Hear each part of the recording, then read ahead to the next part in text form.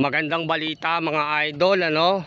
Kapapanood ko lang ngayong araw sa page ng ACT Party List ay na-approve yung PBB for teachers ngayong taon na to, no?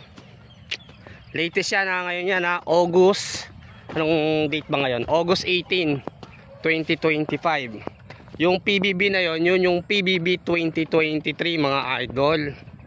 Malaking tulong sa atin to, no, pag na-release yan. Siyempre lagpas ano din yan lagpas 10,000 mga idol.